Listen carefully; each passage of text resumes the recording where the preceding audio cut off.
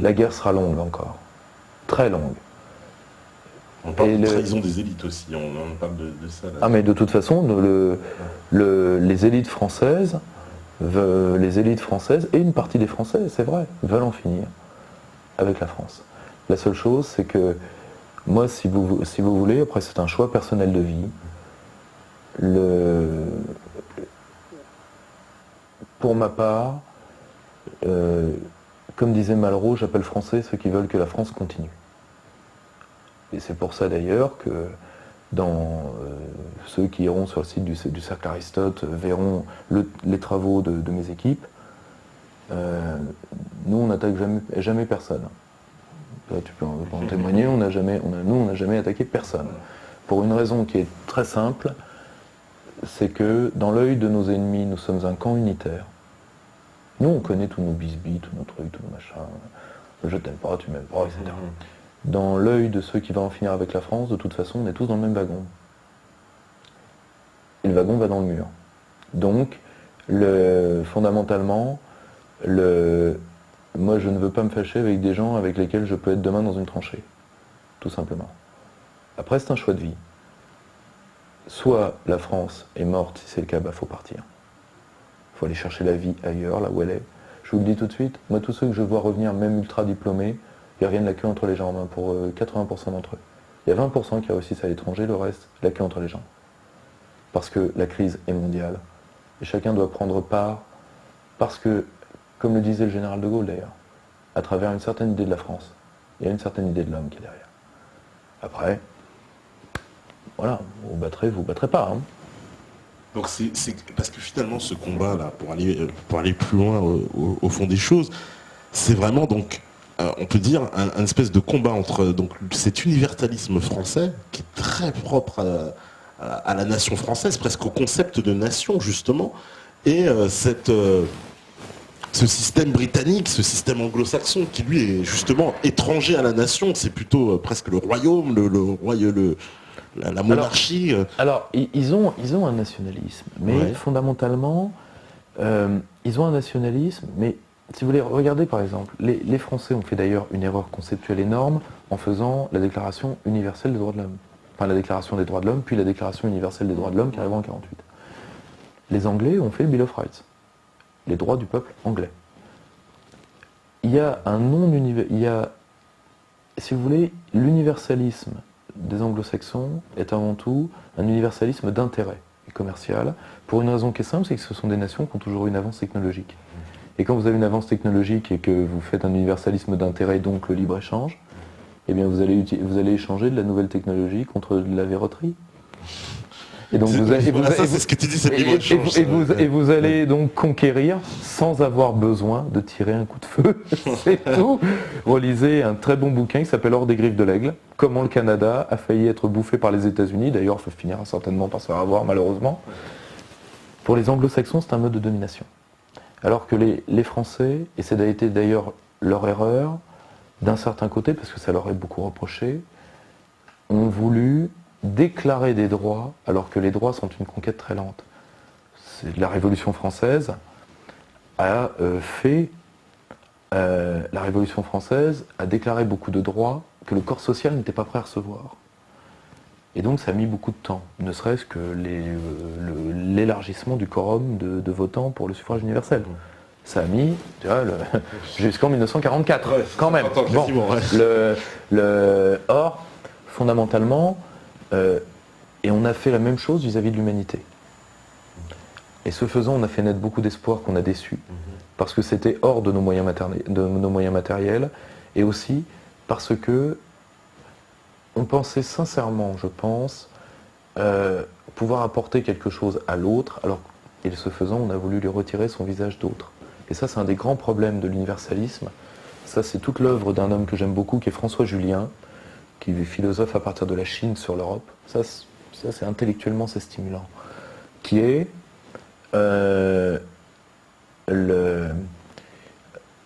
grosso modo, il faut en finir avec l'universalisme facile. Il faut recréer l'universalisme français, à mon avis, à l'aune d'un auteur que j'aime beaucoup, qui est Claude Lévi-Strauss. C'est-à-dire regarder l'autre comme autre, et l'aimer pour ça, et pour l'aimer pour ça, il faut l'aimer à distance. Parce que c'est la distance qui permet d'échanger sur la différence. Les hommes sont comme les hérissons. Quand vous les forcez à se rapprocher trop, ils piquent. Et ils se finissent par se foutre dessus. Et c'est là où les politiques de mixage forcé des populations qui sont très très loin d'un échange culturel ou interculturel intelligent et profitable pour les deux parties sont criminelles.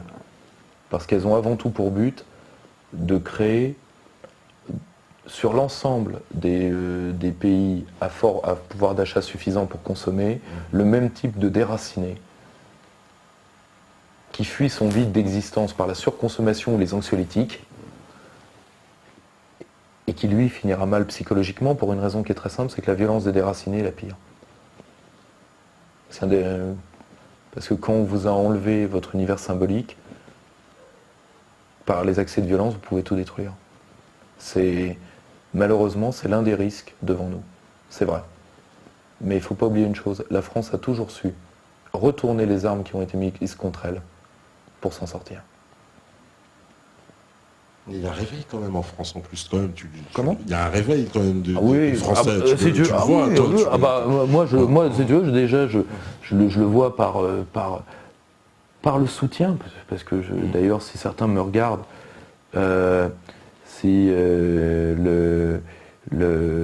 certains qui m'ont envoyé des messages le regardent, je les remercie, parce que j'ai jamais pu les remercier publiquement. Ça m'a fait beaucoup de bien, ça fait beaucoup de bien à mes équipes, sans lesquelles j'aurais jamais pu monter tout ça. Mais évidemment, je vois les conférences pleines tous les lundis, je vois des gens de plus en plus jeunes, des gens à qui on l'a fait plus, quoi, mais même du RMI à l'ISF et de l'élève énarque jusqu'au mec qui est en bac pro. Donc si vous voulez, et ça, moi c'est ce que j'ai voulu créer. Parce qu'en France aujourd'hui, ces gens-là ne se fréquentent plus. Parce qu'on a fait en sorte qu'il n'y ait plus de lieux sociaux communs. Pour ça d'ailleurs qu'on a détruit les bistrots. Parce qu'avant au moins il y avait le zinc, avec tous les défauts du zinc. Mais au moins dans le zinc, le prof de fac pouvait croiser le chômeur et il pouvait autour d'un café ou d'une bière, qu'est-ce que t'en penses toi ? Ça n'existe plus déjà. Eh bien il faut refaire à partir de la base ce type de lieu-là. Et je vois les gens qui... Il faut dire ils sont allés tellement loin dans le constructivisme. C'est-à-dire qu'aujourd'hui, ils sont de plus en plus loin dans on va réécrire votre pays, quoi. On va vous réécrire. Ils sont allés trop loin, beaucoup trop loin. Maintenant, ils ont la trouille et ils ont le mépris. Ensuite, il faut bien comprendre une chose. Il y a ceux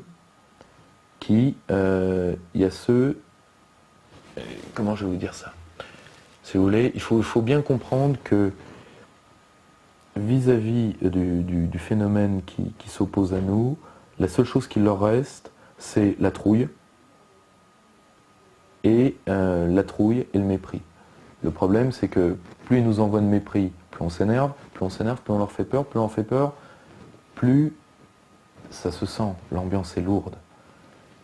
Et maintenant, que ce soit l'Union Européenne ou notre si sémillant et sympathique Premier ministre, si sautillant, ça peut là très mal finir parce que... Justement, voilà. C'est marrant que tu dis ça parce qu'il y a eu une question très en rapport avec justement notre Premier ministre qui nous dit, oui en 2017, c'est vrai, Valls dans son discours de politique générale, il a annoncé son plan de remanier les régions. Est-ce que ce n'est pas l'accélération du projet d'Eurorégion finalement ? Alors, il y a à la fois... Parce qu'il faut savoir une chose, Valls a deux réputations à conquérir au sein du Parti Socialiste pour faire autre chose que, je crois qu'il avait fait 5,6% si mes souvenirs sont bons, comme on a des gens très au taquet sur les Googleurs. Je crois qu'il a fait 5,6% à la dernière... à la primaire socialiste. À la primaire socialiste. Pour qu'il soit éligible, il faut qu'il passe sous deux fourches codines. Premièrement, d'être un antiraciste sans tache, d'où l'affaire Dieudonné, du tout ça, et d'être un européiste sans tache. Et ça, l'européiste sans tache, il ne l'est pas encore parce que Valls a plutôt une culture d'atlantiste, pur, donc catalan, ce qui est assez normal. L'amitié franco-allemande, si vous voulez. Lui, avant tout, il est très atlantiste. Et aussi, il est obsédé par certains autres États, et entre autres, en tout cas de son propre aveu, par l'État israélien, qui d'ailleurs, à mon avis, s'en serait bien passé de susciter l'obsession de ce type-là, parce qu'il ne se rend pas compte des effets que ça a, de l'entendre sortir ça, enfin, sur beaucoup de gens. Et fondamentalement, il doit conquérir sa réputation de bon Européen, et donc il faut l'euro-région, et à la fois l'euro-région, c'est-à-dire la région de plus en plus indépendante, qui va pouvoir avoir des facilités, parce que comment sont financées les régions majoritairement? Par dotation étatique. C'est l'État qui paye pour les régions. Et bien de plus en plus, on ira vers moins de dotation étatique et plus d'emprunts. Et ben voilà. Et après, on se terminera par des déficits en série. Et puis après, on va te dire que c'est interdit même les dotations étatiques, parce que c'est contre les banques, ça. Enfin, tu sais, avec les AGCS, ça s'appelle les fameux accords généraux de conversion des services, ou je sais plus quoi, là, enfin le truc de l'OMC. Tout à fait. Dans l'ancien protocole 4, je crois. Voilà, qui nous force à tout privatiser, parce que du coup, ils pourront dire, ah ben non, mais ça, c'est déloyal, moi, je suis une banque, je dois proposer de l'argent, mais l'État me concurrence. Oui, bien sûr. Ce qu'on explique là-dedans, la notion d'effet d'éviction. Ouais. Bon, voilà, si vous voulez que je vous dise. Et le problème, c'est que, évidemment, voilà, ça réglera rien. Mais ça, vous le savez, bon, ça c'est... Et notre 6 millions ministre de l'Intérieur, pour avoir cette réputation-là, à votre avis, sur qui il va taper? Je vous laisse deviner. Voilà, on prend les paris, comme on dit. Alors, on nous dit aussi, alors ça c'est Zach Mermarian, il dit, penses-tu comme Pierre Hillard que le fond de la politique est toujours religieux? Alors, fondamentalement, alors attention, parce que il y a le problème de ce qu'on appelle le théologico-politique. Ça, c'est un problème qui a été discuté dans l'Occident, c'est-à-dire, est-ce que quelles catégories intellectuelles viennent du fait religieux, se sécularisent dans le fait politique, etc., vu qu'à la base, est-ce que la notion de roi et la notion de prêtre ne se confondent pas, etc., etc. Or, il y a un arrière-fond. Il n'y a jamais de guerre de religion pure. Mais il y a des guerres à facteurs religieux, et ça, quasiment toutes l'ont eu. Parce que, tout simplement, ne serait-ce que l'engagement, par exemple, dans la guerre du Vietnam, l'engagement des bonzes. Facteur religieux de la guerre du Vietnam, qui était pourtant une guerre entre le communisme et en tout cas, c'est comme ça qu'on nous l'a vendu, et les Américains. Or, fondamentalement, il y a toujours un facteur religieux dans les conflits. Mais chaque type de communion humaine ou de religion gère son rapport au conflit. Je m'explique. Parce que là, on raisonne en monothéiste. Bon, c'est parce que c'est notre culture. Et je dis bien à titre personnel que pour moi, c'est une culture. Parce que moi, je ne suis rattaché à aucune des trois grandes religions. Donc, c'est simple. Mais il y a quand même 82% de la population mondiale qui vit en dehors d'Occident. Et c'est ça qu'il va falloir se mettre un jour dans la tête, et que eux ont un rapport au théologico-politique qui est différent. Que ce soit les bouddhistes, du petit véhicule, du grand véhicule, et le tout petit bouddhiste des Pansai Lama, les Shinto, les Confucéens. Et même le théologico-politique ne se pose pas de la même manière en Amérique latine qu'il se pose en Europe. Or, il y a un arrière-fond de religieux dans une part des conflits, mais fondamentalement, la religion n'est pas le facteur primordial des conflits, mais c'est un facteur qui n'est jamais absent. Voilà. Donc ça, c'est important. Alors, il y a encore une question un peu politique générale, mais je pense qu'on peut parler vite fait. Zarma, il dit, pensez-vous que le sionisme, la destinée manifeste et l'africanisme, donc en Afrique du Sud, sont tous deux les produits de l'impérialisme anglo-saxon? Alors, il y a un petit contresens quand même, parce que l'africanisme c'est pas des anglo-saxons. Il dit l'africanisme, parce que c'est des descendants des bourgs. Oui, c'est des descendants des bourgs. Et là, alors, il faut savoir que le théologico-politique anglo-saxon se pose de même manière en Hollande. Ah, c'est intéressant. Or, fondamentalement, Nous, on va publier un ouvrage sur une histoire chrétienne de l'idée de progrès. Il y a un truc qui s'appelle Apocalypse du progrès de mon ami Pierre Delacôte. Il parle un peu de ça. Et fondamentalement, ce qu'il faut bien comprendre, c'est que en réalité, c'est un phénomène assez universel dans les pays qui ont été marqués par le monothéisme, et particulièrement par le monothéisme chrétien, qui est la notion de chaque peuple a voulu à un moment prendre le récit biblique pour lui. Les Allemands au XIXe siècle, la France a une notion très particulière de ce point de vue-là, parce qu'elle n'a jamais eu la notion de peuple élu, elle a une notion de fille aînée de l'Église, qui est totalement différente. Mais chaque peuple l'a voulu, et à mon avis, les bourgs l'ont voulu, la destinée manifeste. Alors le sionisme, j'ai du mal à le raccrocher directement à ça, parce que...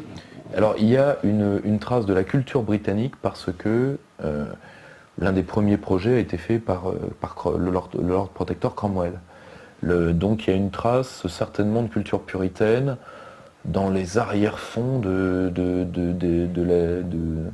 des intellectuels qui ont pensé le sionisme.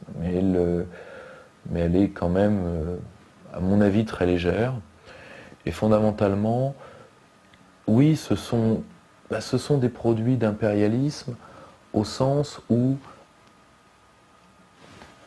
quand vous avez une situation de domination matérielle, vous essayez, tout comme on ne fait jamais de guerre pour les vraies raisons, de l'habiller d'un récit, pour une raison qui est très simple, c'est que une domination pure et brutale n'est jamais supportée. Une domination expliquée, vous domestiquez les populations. Simplement. C'est ce qui explique aussi ça et le frigo vide, pourquoi les Français ne se révoltent pas. Parce qu'on leur a fait tout un récit. Regardez les Grecs, 43% d'augmentation de mortalité infantile en 6 ans. C'est-à-dire que maintenant, l'Europe tue les gosses. Je suis pas totalement certain que c'était ça le projet là-bas. Mais eh bien, ils se révoltent pas. Pourquoi ? Parce que tout un récit sur non, ce sera la guerre civile, vous n'avez pas les colonels, etc. On ne prend pas le pouvoir par la force, etc., etc. Les armes mentales. Sujet intéressant. Parce qu'on nous tient les peuples, alors oui, comment dire, il me dit, Zarma, oui, les Hollandais sont saxons, oui, je n'en doute pas, mon cher. Je voulais juste préciser qu'ils s'étaient quand même battus les uns contre les autres, entre les Boers et les Britanniques. Hein. Ça s'est quand même charclé pas mal en Afrique du Sud, pour le contrôle du territoire. Alors, Samuel, on me dit Attali, le Georges Frêche des mondialistes. C'est pas mal. Zach Mavarian qui nous dit ça. Seules 3 religions subsisteront dans les décennies à venir, à savoir l'islam, le protestantisme et l'hindouisme. Qu'en penses-tu ? Alors, je vois pas pourquoi le shintoïsme disparaîtrait, parce que même si le Japon perd 100 000 habitants par an, ils sont quand même 300 millions. Je ne vois pas pourquoi le confucianisme, et d'ailleurs c'est là où on voit qu'Attali, il y a un problème de culture chez ce type-là. Non, parce que quand vous allez, déjà, on ne peut pas mettre sur le même plan le protestantisme, l'islam et l'hindouisme pour une raison qui est toute simple, c'est que là il prend la définition de l'hindouisme du BJP, du Parti nationaliste hindou, parce que l'hindouisme en lui-même se mue avec les religions voisine. Je vais vous donner un exemple simple. Allez à Angkor, c'est magnifique Angkor. Bon, et d'accord, c'est le pays de ma femme, d'accord. Mais allez à Angkor.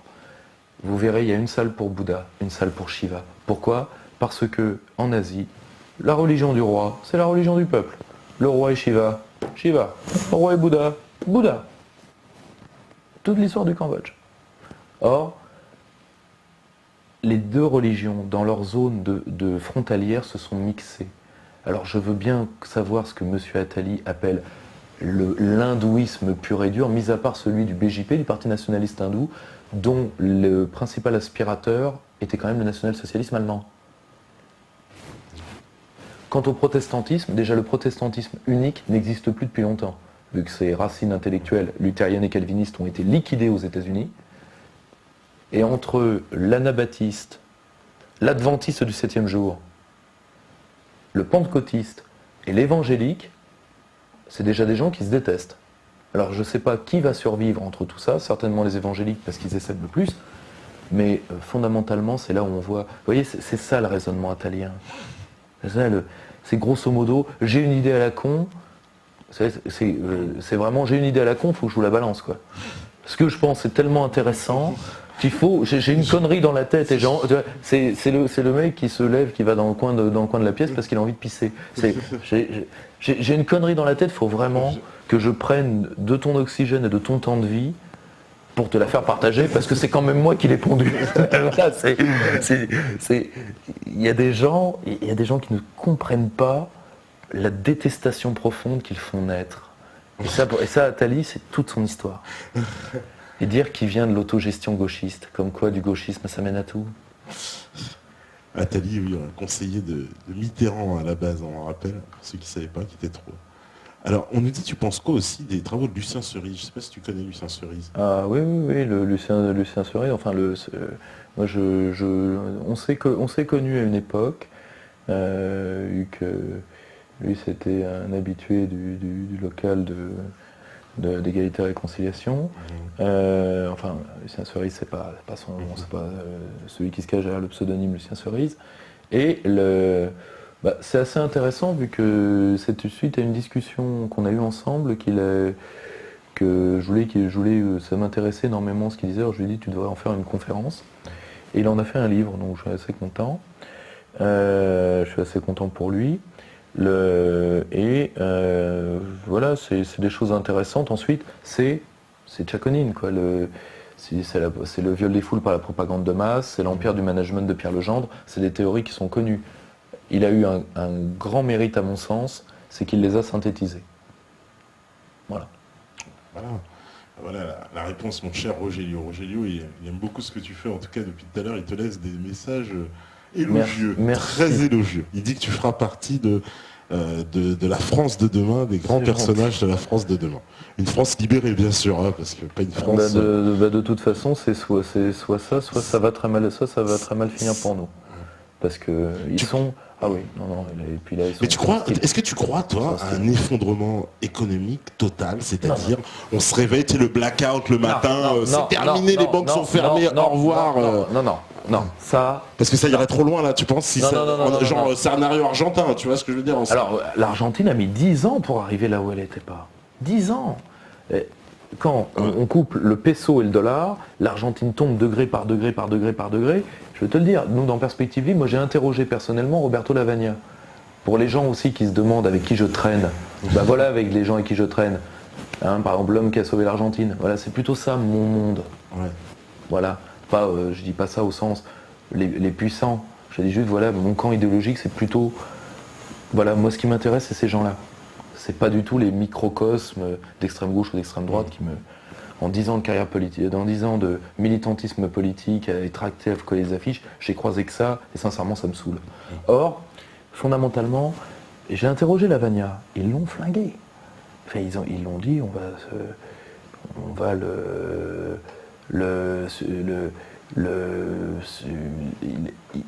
il a été menacé par toute l'élite mondiale, et ça je vous demande d'écouter bien ça. Ils l'ont menacé, d'ailleurs il y a un Français qui s'est distingué dans la menace, Pascal Lamy, l'homme dont on attend le pire, on n'est jamais déçu, mais lui aussi, ils ont dit, vous allez voir, ils l'ont menacé même personnellement. Parce que Lavagna, c'est pas du tout un chaviste, hein, c'est pas un excité, c'est pas un excité au sens un fort de café, quoi. J'aurais absolument rien contre le chavisme, au contraire. Mais lui, c'est un bon centriste latino-américain. Il collectionne les pins, gentil. Et à un moment, il était ministre du Travail, il arrive et on lui dit, chef, pourquoi tu m'appelles chef? Le Premier ministre a pris le dernier hélicoptère de garde, il s'est barré. D'ailleurs, il est en Floride aujourd'hui, je crois. Après de longues vacances en Colombie. Bon, qu'est-ce qu'on fait, chef? Il m'a dit, on dévalue. Et là, ils l'ont tous menacé. Il a dévalué. Et pendant 10 ans, il a sauvé son pays. Et je veux dire deux choses. Il avait fait un plan de redressement financier dans lequel il estimait que si l'Argentine revenait sur les marchés, on ne lui prêterait pas pendant 6 mois. Et vous savez combien de temps ils ont attendu pour lui prêter? 3 jours. Les menaces des banquiers, voilà ce que ça pèse. Tigres de papier. Ce sont des affairistes. Ils cherchent de l'argent. Ils peuvent nous menacer avec l'armée de qui? Et aujourd'hui, si des fonds vautours s'attaquent 10 ans plus tard à l'Argentine, c'est parce qu'ils sont soutenus par l'État américain. Sinon, ils iraient se faire voir. Parce que s'ils veulent réellement nous faire régresser, eh ben on va régresser jusqu'au bout. Le fondement du fait politique n'est pas c'est là où je ne suis pas schmittien pour ma part. Schmitt dit que le politique, c'est la détermination de l'ennemi. Ça, je pense que c'est l'acte 2 du politique. Comme le dit très bien Pierre Legendre, l'acte 1, c'est la signification de la mort. On est politique, on a le pouvoir à partir du moment où on peut dire à quelqu'un « je peux te tuer », c'est horrible, mais c'est la fondation de Rome, Romulus et Rémus. Et fondamentalement, ces gens-là n'ont pas d'armée, ce sont des gens qui sont lâches. Et face aux États, parce que les États se sont persuadés de leur faiblesse, le problème c'est que s'ils veulent réellement être face à l'archaïsme, au sens, l'archaïque c'est ce qui est le permanent du fait politique, eh bien très bien, ils l'auront voulu. Ils ont des coups à prendre dans cette affaire-là. C'est pour ça que menacer des États, ils sont forts en gueule, mais voilà, ils sont du niveau des gens auxquels ils demandent de leur écrire des discours. Alain Minc, Attali, pardonnez-moi, ça ne m'impressionne pas. C'est-à-dire que même, par exemple, on peut imaginer un renversement politique en France, un nouveau président qui arrive, qui dit, bon ben voilà, c'est le retour aux France, c'est terminé, on sort de l'Union Européenne, un peu ce que veut Asselineau et d'autres, c'est-à-dire c'est terminé. Toi, comment tu vois le scénario? Parce que ça, il y a certaines personnes qui m'ont évoqué l'idée en me disant, mais il y aurait des attaques contre la France financière qui seraient terribles. Alors là, sincèrement, parce que si vous voulez, j'estime que c'est peut-être l'une des seules qualités qu'on peut me prêter, parce que si j'ai si mauvaise réputation par rapport à ce qu'on m'envoie, c'est qu'au moins, moi, je pique pas les travaux des autres. Celui qui a, à mon avis, vu le pire scénario de la sortie de l'euro, vous avez deux trucs qui se tiennent très bien. La conférence de Xavier Dupré, qui m'a fait le plaisir de venir la présenter chez moi vers la fin de l'Union Européenne, et ça c'est le côté noir, c'est-à-dire si on est attaqué, qu'est-ce qu'on fait? Et de l'autre côté, vous avez la note Sapir-Murer, qui est vraiment le document de travail. Voilà, c'est Jacques Sapir, quoi. Autrement dit, c'est le plus grand d'entre nous, quand même. Et Philippe Murer, c'est quelqu'un de très bien. C'est un ami. Et fondamentalement, quand vous êtes face à ces deux scénarios, c'est très simple. Si nous sommes attaqués, et la seule chose, c'est le timing. Contrôle d'échange, contrôle des prix, contrôle des capitaux. Et ça doit être une affaire de quelques heures. Et ça doit être une affaire de quelques heures. C'est-à-dire, techniquement, on a les moyens en plus. Bien sûr. Alors par contre, je vais vous faire une confidence. Moi, j'avais été en face, une expérience traumatisante d'ailleurs, de Jean-François Copé. C'est-à-dire, grosso modo, vous êtes en haut des chutes du Niagara et vous voyez le vide, et vous dites il y a de la place. Et c'est la même expérience. Puis à un moment, il demande fébrile à quelqu'un, et puis à la sortie de l'euro, ils sont fait, voilà, et un de mes camarades, économistes, dont je te donnerai le nom si ça te fait rien, lui dit contrôle d'échange, contrôle des prix. C'est quoi un contrôle des prix? C'est contrôler les prix. Ah, bon. Je pensais qu'on leur apprenait ça à l'ENA. Non. Alors, il faut savoir, c'est grâce à Bruxelles qu'on a plus de contrôle des prix. Merci, monsieur Delors. Mais il y a des hommes dont on attend le pire. Hein. Mais fondamentalement, voilà, c'est tout. On en a tout à fait les moyens. La seule chose, c'est qu'il faudra une équipe de hauts fonctionnaires capable de le faire. C'est tout. Oui, voilà, et surtout, un politique qui ait le sens du kéros, donc le sens du bon moment pour le faire, et surtout qui tienne, parce qu'il va avoir toute la planète financière contre lui, parce que l'Islande sort, ça c'est pas grave. En montant, la France sort. Comme le dit très bien Frédéric Lordon, qui est quelqu'un dont j'aime beaucoup les travaux, tout le système financier mondial, si la France sort de l'euro, t'as ramassé à la pelle au petit balai. Et ça, ils le savent. Écoute, sur ces paroles, parce que je vois que l'heure avance, donc merci Pierre-Yves d'être venu sur Méta TV.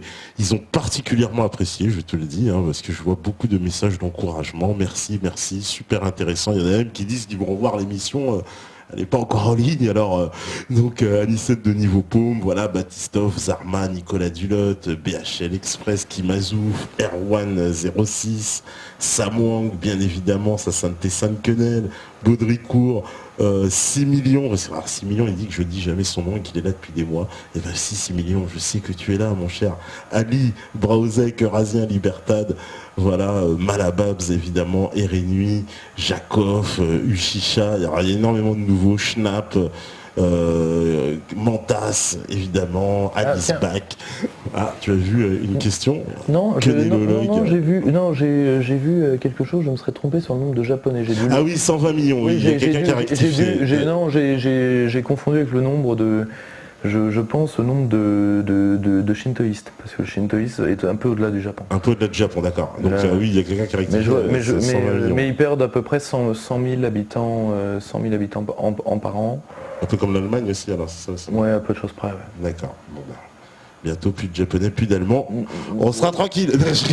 Non, mais les japonais ils mettront encore longtemps. Et puis d'un côté, le Japon est un pays qui peut... C'est un pays qui a déjà vécu des chocs extraordinairement lourds. Et ils ont peut-être pas fini de nous étonner. Je le pense. Alors que l'Allemagne, son hiver démographique, qui va de pair d'ailleurs avec son agressivité, ouais. Je pense que ce sera peut-être la dernière fois qu'ils feront ce coup-là. Par contre, j'espère que dans la chute qui va être mécaniquement la leur par rapport à un fait démographique, j'espère qu'ils n'auront pas la tentation du lemming de nous entraîner avec eux. C'est ma grande peur.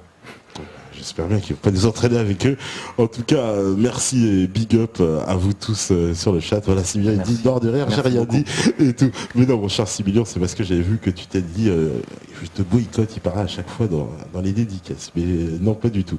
Et en fait, j'en profite pour passer une petite dédicace aussi à Jean Crésus de la Radio Vra, parce qu'il était venu ici dans une revue de presse la semaine dernière.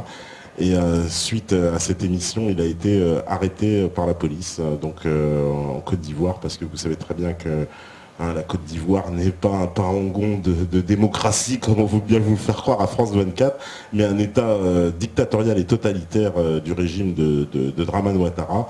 Et son implication à nos côtés lui a fait valoir des ennuis, puisqu'il a été interrogé par la police. Bon, là, il a été libéré, il est quand même sain et sauf, donc on en profite pour lui passer une dédicace. Et il est toujours motivé pour faire les revues de presse, donc voilà, mais quand même qu'il fasse bien attention à lui, en tout cas à Abidjan, et on lui passe un grand bonjour de là-bas et soutien total évidemment pour cette petite altercation qui, j'espère, ne sera que passagère. Voilà, demain, on se retrouve, on m'a demandé c'était qui. Demain, c'est Norman Palma. Ça tombe bien. Voilà, comme ça, il y aura une bonne connexion et je pense que ça va vous plaire aussi. En plus, voilà, vous avez vachement apprécié ce soir. Vous apprécierez, je pense, demain, parce que vous savez très bien que si vous écoutez ce message, c'est que vous êtes la résistance. À vous, la régie.